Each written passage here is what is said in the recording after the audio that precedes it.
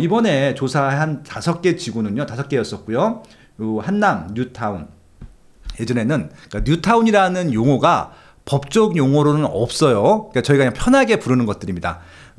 과거에 2000년도 초반에 이명박 시장 당시에 이렇게 만든 말이에요. 그러니까 이건 법적인 용어가 아니고요. 법적인 용어는 재건축 촉진지구, 정비사업 촉진지구, 보통 그런 것들을 뉴타운이라고 했었고, 특히 재개발 위주의 그런 정비사업 촉진지구들을 뉴타운이라고 했었습니다. 그래서 실질적으로 네이버 지도에 치시면 한남 뉴타운 치시면은 한남 뉴타운 공인중개사 이런 게 떠요. 그래서 실질적으로 한남 재정비 촉진지구라고 아마 네이버 지도에는 나와 있을 것이다. 그렇게 좀 말씀을 드리고요.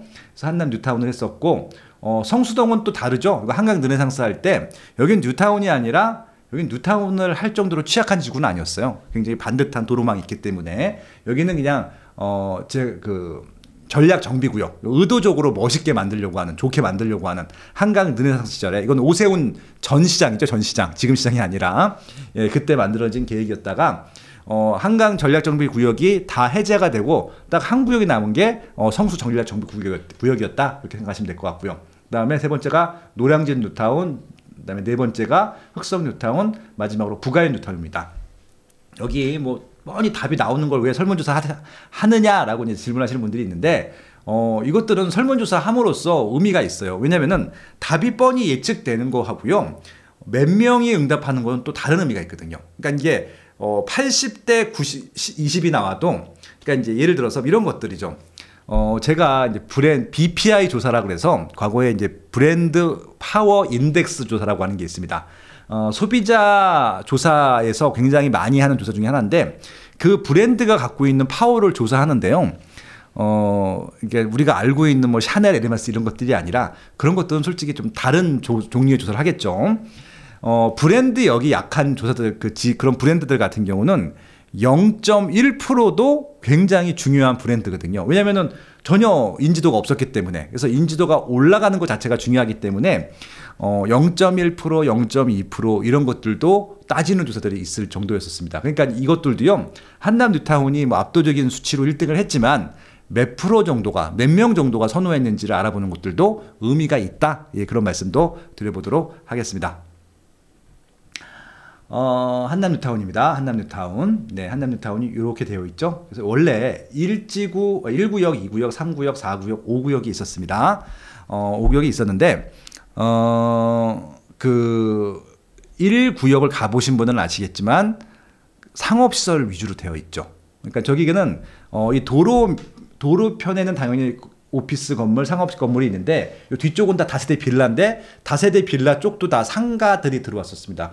굉장히 사람들이 많이 살았죠. 특히 예전에 미군이 용산에 있을 때에는 여기가 정말 메인 스트리트였어요. 근데 언제부턴가 여기가 완전히 썰렁이 되기 시작했습니다. 지금 공실도 많고, 지금은 이렇게 아주 메인 스트리트는 아니죠. 메인은 요 이태원역 앞에가 됐죠. 여기입니다, 여기. 그래서 1지구는 상업시설이 정말 잘 되다가, 잘 될 때에는 이제 뉴타운에 큰 관심이 없다가, 지금은 좀 침체가 되다 보니까 뉴타운에 관심이 좀 갖게 되었었는데, 그 애매한 시기에 박원순 시장님이 직권해제를 해버렸습니다. 그러니까 단순하게 이 지역은 뉴타운으로 개발하는 것들보다는 상업지역으로 살리고 싶었던 의지가 반영된 것이 아닌가 싶기도 합니다. 근데 지금 이제 돌아보면은 1구에 계신 분들한테는 좀 아쉬운 선택이었던 것이죠. 왜냐면은 실질적으로 2, 3, 4, 5는요 역세권이 아니에요. 역세권이 아닌데 1구역은요 여기 녹사평역과 이태원역 더블 역세권이거든요. 그래서 굉장히 좋은 입지였던 것들 같은데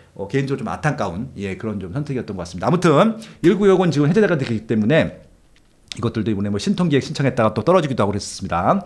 지금 2구역, 3구역, 4구역, 5구역이 있는데 실제로 3구역이 제일 먼저 갑니다. 제일 크기도 하고요. 3구역 같은 경우는 요 한남대교가 딱 건너오게 되면은 바로 이렇게 산으로 올라가는 딱 보입니다. 그러니까 여기 보면은 이제 여기 굉장히 꼭대기쯤에 교회가 보일 거예요. 항상 한남타운은 교회를 중심으로 생각하시면 될 것 같습니다.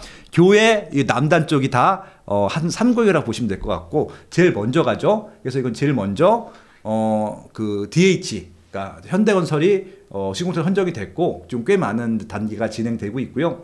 지금도 매물이 있어요. 매물이 있기 때문에 관심 가지는 갖고 계신 분들은 이제 선택하셔도 좋겠는데 거의 평당 1억 정도 해요. 그러니까 총 매가 기준으로 보게 되면. 그러니까 내가 30평대를 갖겠다라고 했을 때는요. 총 매가가 아마 한 30억 가까이 할 겁니다. 20몇 억 정도 하니까.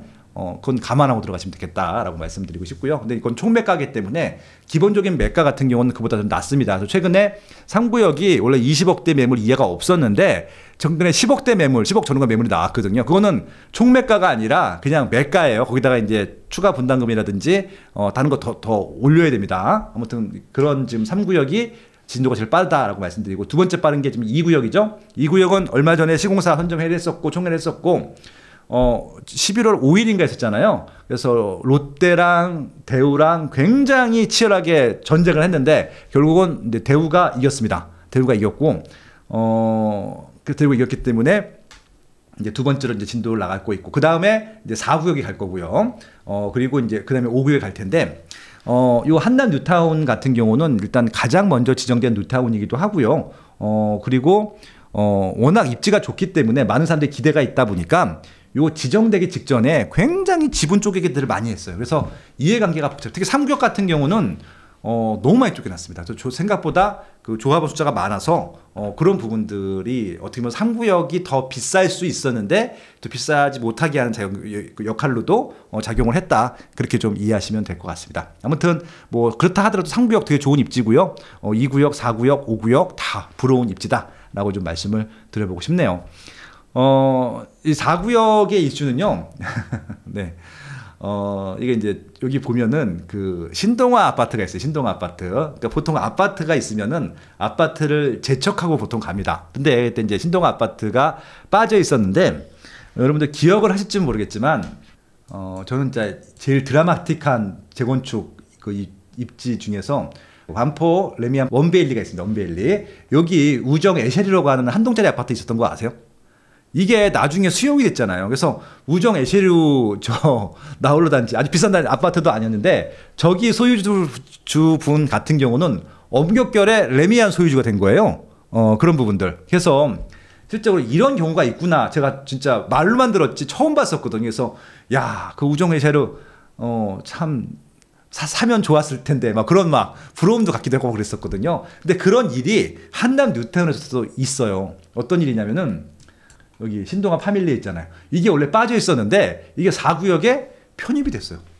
그러니까 몇 년 전에, 그러니까 1, 2년 됐죠. 예, 아무튼 이렇게 그냥 아파트에 살다 보면은 자기가 이게 재건축 연한이 당연히 안 됐죠. 90년대 후반 아파트니까 이거 좀 리모델링을 해야 되는 연한은 됐지만 재건축 연한은 안 되는데 그냥 구역이 편입되게 되면은 수용을 당하는 거잖아요. 그러면 여기는 재건축 조합이 되는 거죠. 그럼 4구역이 지고 있어서 그 다음부터 여기는 가격이 그냥 확 올라가 버렸죠. 예, 그런 일들이 있습니다. 왜냐면은 여기 지금 한양 그 하이페론이나 힐스테이트 아파트가 있는데 여기는 또 빼고 하는 것들이거든요. 여기 있죠. 요거 다 빼고 하는 거잖아요. 그리고 여기도 그 뭡니까 여기 삼성 리버빌이라든지 요거 다 빼고 하는 거잖아요. 근데 요건 좀 편입이 됐어요. 예, 그런 부분들이 있다. 그래서 이게 인생이 어떻게 될지 모르는구나. 그런 것들도 알 수 있었던 사례가 있었습니다. 그런 것들도 정비사업 하실 때 전략, 근데 이것들은 솔직히 미리 알고 들어갈 수는 없어요. 운이니까. 운도 있어야 되고 실질적으로 이전 조합들이 옆에 있는 조합들이 그것들을 수용할 적극적인 자세가 있어야 되고, 왜냐면은 이게 조합원 숫자가 늘어나게 되면요 대부분 기존 조합들은 싫어하거든요. 근데 그것들을 설득할 만큼 좋은 아마 이제 선택들을 한 것들이니까, 그리고 또 지자체에서도 그런 것도 인허가가 또 있어야 되니까 예, 그런 부분들이 있는 것들이죠. 그래서 이거를 제가 정말 이걸 노리고 이렇게 투자하겠다라고 하시는 분들한테는 정답이 있는 건 아닌데 딱 봤을 때 조합분들한테 가서 물어보시는 것도 하나의 방법이 될 것 같아요. 왜냐면은 협상을 하는 그런 데들이 아직도 있거든요. 그러니까 기존 조합이랑 그 조합 구역에 편입되지 않는 옆에 있는 아파트 같은 경우 협상하는 경우도 종종 있어서, 그리고 가끔 갖다 통합 재건축도 하잖아요. 지금 곧 분양하고 있을 그 철산 주공 아파트들 8구가 합쳐서 헤리티지로 좀 분양하는 것들이잖아요. 그러니까 그게 조합들이 조금씩만 손해보면 가능한 것들이거든요. 전 잘하는 거라고 생각을 합니다. 그게 결국은 나중에 시너지가 날 테니까. 왜냐면은 사구 입장에서도 이거 되게 좋은 입구거든요. 입구. 이 밑에 보시면은 여기에요. 입구인데 입구에 옛날 구축 아파트가 있는 것보다 깔끔하게 그냥 분양을 개발을 해버리는 게 요 4구역의 가치를 높이는데 더 좋지 않겠습니까? 그런 것들이죠. 그러니까 결단을 하는 게 맞는 것들이죠. 잘한 거죠. 예, 그래서 그런 것 선택들도 있었기 때문에 나중에 뭐 그런 부분들도 한번 고민하시면서 재건축이든 재개발 구역들을 한번 선점하시는 것들도 필요할 것 같다. 예, 그런 말씀도 드려보도록 하겠습니다. 3구역이 제일 크고요. 제일 먼저 가기 때문에 일단은 3구역이 잘 돼야 돼요. 예, 그리고 아마 나중에 대장은 제일 늦게 갈 5구역입니다. 5구역 같은 경우는 여기 조감도 보시면 아시겠지만 여기 지금 다 저층이잖아요. 여기는 이렇게 층수가 낮나요? 산이라서 그래. 남산 지류이기 때문에 남산에서 내려오는 중턱이기 때문에 층고가 높지는 않습니다. 근데 여기 5구역은 왜 높죠? 여기는 바로 바닥이잖아요. 그래서 그 강이랑 붙어 있는 바닥이기 때문에 층고가 낮아서 높게 지을 수 있고 이 반포대로 바로 옆이거든요. 그래서 여기는 층수가 높기 때문에 아마 제일 부가가치가 많지 않을까라는 생각이 들기도 합니다. 그래서 5구역이 옛날부터 제일 비쌌어요. 제일 비쌌습니다. 지금도 제일 비싼 편이고, 근데 시간이 많이 걸린다는 것들은 감안하고 봐주시면 좋겠다라고 하는 것들. 그리고 이제 또 하나의 이슈를 말씀드리면은 여기 한남뉴타운뿐만이 아니라 저는 더 큰 이슈가 일단은 뭐 용산 뭐 여기 가족공원 국제공원 만드는 것들은 논외로 하고 제가 제일 관심 있게 보는 게 여기에요. 여기 수성구 부지인데 이거 아직 매각을 안 했어요. 지금 최근에 매각했던 게 어디죠? 유엔사 부지. 여기 지금 그 11건설에서 지금 이게 현대건설이 시공 맡았죠? 여기 지금 이제 여러 가지 아파트, 오피스텔, 오피스로 또 호텔까지 들어설 예정이고요. 아마 굉장히 고급 시설들이 들어오겠죠. 근데 이 부지가 1조였었는데 이 부지보다 여긴 또 언덕이에요, 살짝. 근데 밑에 수성구 부지는 완전 평지거든요. 완전 평지입니다. 전 이거가 얼마에 팔릴지가 부지도 더 넓고 완전 평지이기 때문에. 그래서 여기는 조금 여기가 좀 살짝 언덕이 5구역이 언덕이기 때문에 한강이 보이진 않지만 여기 좀 높게 지을 수 있다라고 하면은 여기 어디면 메인 도로에 붙어 있으니까 한강 조망도 가능할 것 같아서, 물론 여기 당연히 용산공원 조망은 가능하기 때문에 요 수성구 부지 나중에 저도 이제 혹시 이제 저기 분양을 하게 되면은 노리고 있습니다. 예, 그래서 아무튼 그만큼 좋은 부지라는 것들 미리 소개해드리고요. 그 지금 신분당선이 신사역까지 됐잖아요. 신사역까지 왔고 그 다음 역이 동빙고역인데 여기에요, 여기. 예, 여기입니다. 여기 한강중학교 있죠? 여기. 그러니까 여기 수성구 부지랑 여기 용산공원이랑 한강중학교 사이에 있는 요 삼각벨트가 동빙고역 부지이기 때문에 요 주변들도 잘 봐주시면 좋을 것 같다. 그렇게 좀 말씀을 드리면서 용산 한남뉴타운은 넘어가도록 하고요. 입주민 평가들 볼까요? 말이 필요 없는 곳. 한강 지날 때마다 보유하신 분이 부러울 뿐. 솔직히 제 심정이 저렇습니다. 너무 부럽더라고요. 근데 한남뉴타운은 단 한 번도 싼 적이 없었어요. 뉴타운 중에서 늘 제일 비쌌고 조정이 된 적도 별로 없어요. 왜? 매물이 별로 없었으니까. 예, 그런 기억이 나네요. 완공될 때까지 투입자본 사업성만 놓고 본다면 의견이 분분하겠지만 아까 말씀드렸잖아요. 제일 좋은 건 알겠어. 근데 지금도 총매가 기준으로 평당 1억이에요. 그럼 저걸 어떻게 해? 차라리 1억이면 지금 강남권에 있는 아파트 금매 나오는 것들 제일 좋은 거 살 수 있으니까 고민이 되는 것들이죠. 그래서 완공 이후 가치까지 본다면은 한남뉴타운을 선택 안 할 이유가 없다. 그러니까 경제적 여유 되시는 분들만 선택하는 것들. 그리고 강남권에 있는 특히 강남구의 압구정 현대아파트라든지 이런 곳들과 나중에 재건축 후에 다이다이 1대1로 경쟁했을 때 유일하게 경쟁을 할 만한 강북에 있는 단지는 한남뉴타운밖에 없다. 뭐 그런 얘기인 것 같아요. 최고의 입지. 왜냐면 여의도, 용산, 강남, 을지로 모두 근접. 일단 뭐 용산구니까 용산에 인접해 있고요. 을지로는 뭐냐면은 대한민국 업무의 중심지였어요. 옛날에 종로구 중구 사이가 을지로잖아요. 그 을지로에 지금도 대기업들 본사가 많죠. 그런 것들입니다. 그래서 그런 지역, SK텔레콤도 그쪽에 있고 SK그룹 같은 경우도 그쪽으로 출퇴근이 가능하다라고 하는 것들이고요. 강남도 되게 가깝습니다. 용산이 의외로 그 전철망이 아주 편리하지는 않아요.